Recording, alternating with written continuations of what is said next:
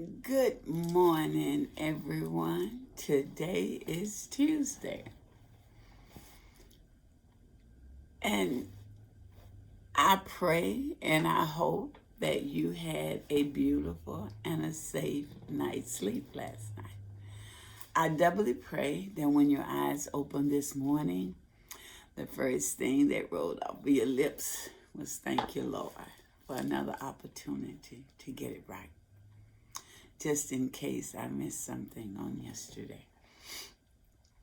You may be getting up, getting dressed to prepare breakfast for that handsome husband or those gorgeous children.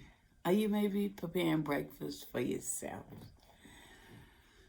I ask you before you start your busy morning, as you get ready to go to work, drop the children off to school, go to the grocery store, and just take care of the business of the morning. I ask you to open your ears and radiate your mind and let it flow on down to your heart. And let your heart pump the word of the morning. And the word of the morning is unity. Unity. As we look around, and if we're honest with ourselves, we don't have a lot of unity in the world anymore. We're so far against each other. We're drifting further and further apart. But I ask you this morning to just take the time to think about unity and what could happen if we all unite, truly unite as brothers and sisters in Christ. To unite not because of what I can do for you or what you can do for me, just because we all have the same blood running through our veins. We all were created in the image of the Lord Jesus Christ Almighty. Why can't we go back to unity? And if we did, oh my goodness, the sun would break through and we all would enjoy that vitamin D that comes straight from heaven. Let's look at the word unity. The state of being united or joined as a whole. There would be no divisions. Whole, complete. Everything is squared away. I know that there's going to come a day that we will all be united. But how beautiful it is if we could just forget self and think about what God did when he said, let us, and he created mankind. Just think what could happen, because he says it in 2 Chronicles, if my people that are called by my name would humble themselves and seek my face and turn from their wicked ways, he would heal this land. But I know that there's a day coming that we will all be united together and we will all be true brothers and sisters. Let's look at what the Bible says about unity. The state of being in one mind with others for the sake of accomplishing that which God has asked us to accomplish. Let it start first with self, and then let it flow into our own homes, and then into our churches, and then on our jobs, and then in our communities, wherever we go. Experience of unity, the example of unity, as good and pleasant. You know, there's a scripture that talks about good and pleasant. And it's in Psalms 1:33-1. And it says, how good and how pleasant it is that brethren dwell together in unity. How beautiful. And it is a command of all believers to diligently pursue it, being of the same mind. Sometime you may be in a position where you have to just shut it down and go into prayer, because you want to keep the unity, the bond of unity. And if you let the Spirit do the teaching and doing the guidance, we can have unity. See, where we mess up with unity is we throw in what we think and not what the word says. Let's look at what Ephesians says. Ephesians 4,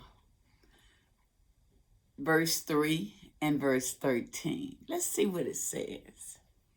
Endowing to keep the unity of the Spirit. Speaking of the unity as it regards faith in Christ Jesus and what he did at the cross. Every time you want to react, think about Jesus and what he did. Did he react, or he just kept moving forward? In the bond of peace, faith is thinking others, thinking.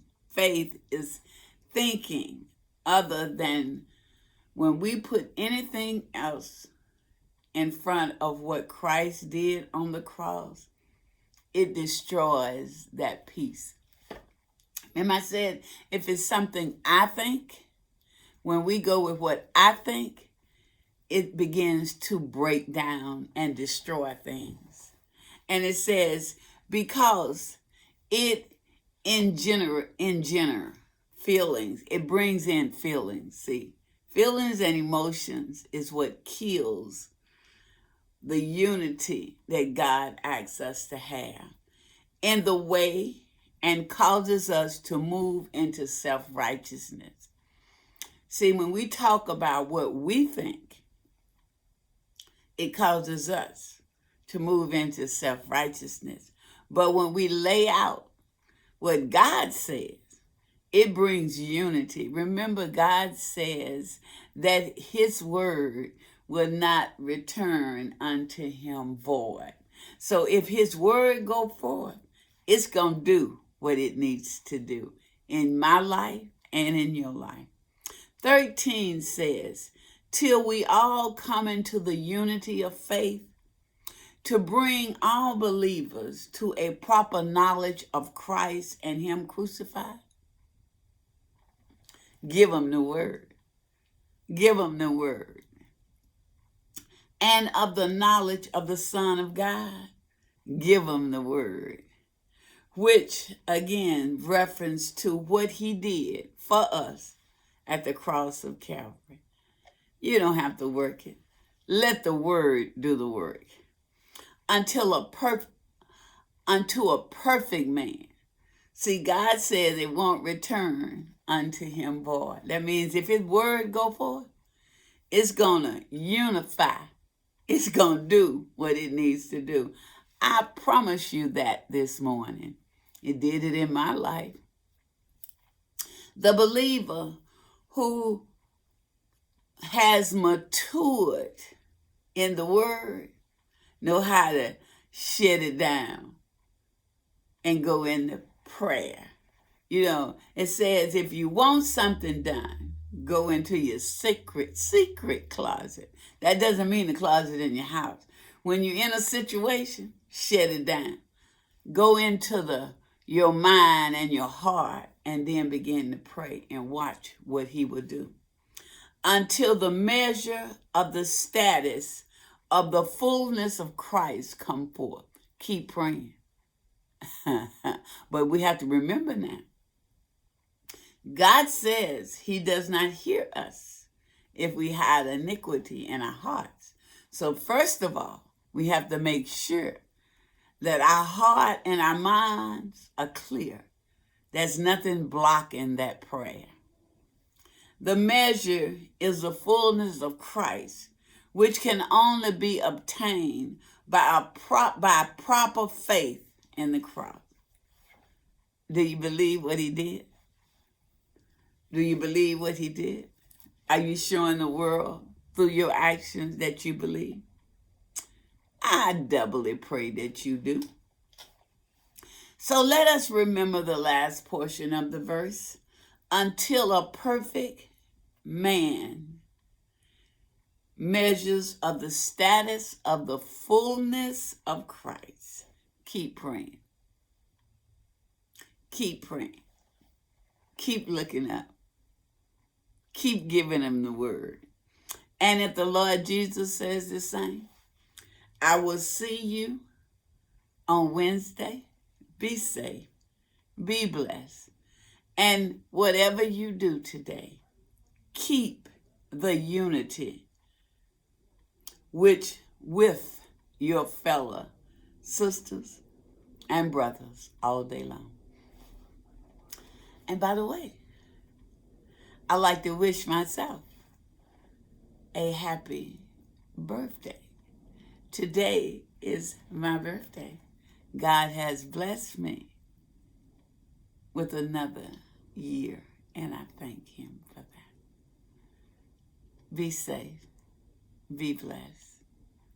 Let's keep the unity flowing all day long. Keep smiling. Keep looking up. Keep praying, and watch what he would do. Bye-bye.